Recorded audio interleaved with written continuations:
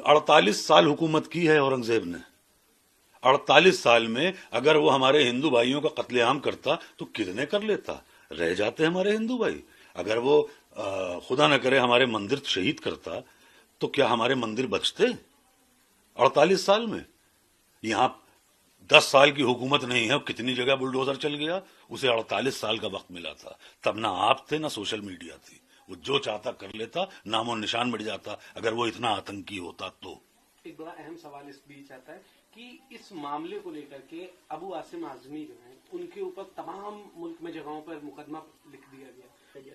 کیا کیسے دیکھتے ہیں آپ اور کیا کہیں گے اس کو لے کر جس طرح سے ان پہ کارروائی کی گئی ان کے صرف ایک بیان کو لے کر؟ وہ ایک جیسے کہ میں منور رانا صاحب کا بیٹا ہوں تو فٹ پاتھ پر بھی ہوگی محل کی زبان میں، ہم گفتگو کریں گے غزل کی زبان میں.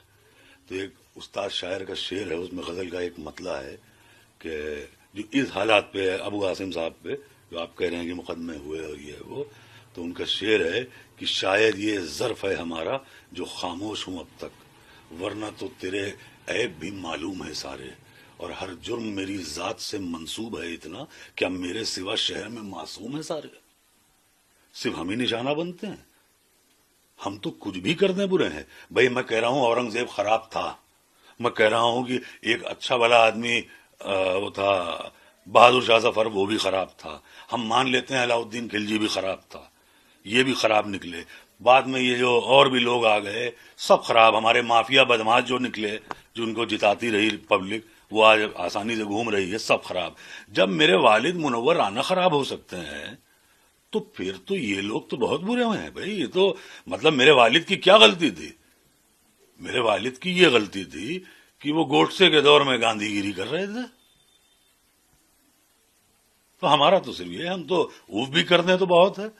ہم تو یہ مطلب ہمارا حال اس وقت یہ ہے کہ آپ میرا گلا دبائیے اور میری آنکھیں بھی باہر نہ ہوں. کیسے ممکن ہے؟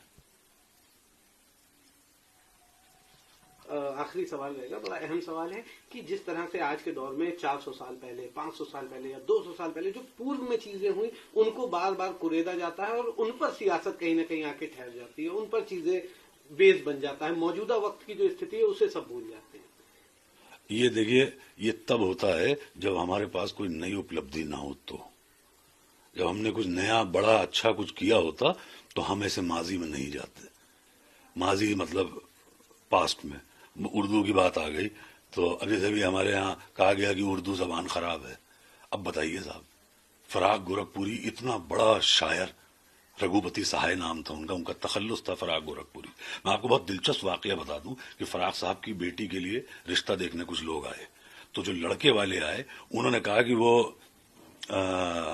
تو فراق صاحب سے، ان کا تلفظ بہت خراب تھا، مطلب پروننسیشن.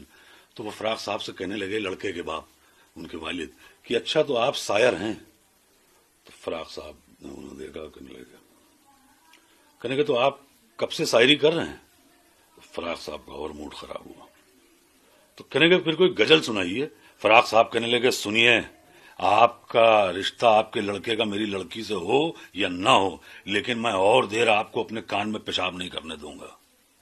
فراق صاحب کہتے تھے، پروفیسر تھے رگھوپتی صاحب فراق گورکھپوری.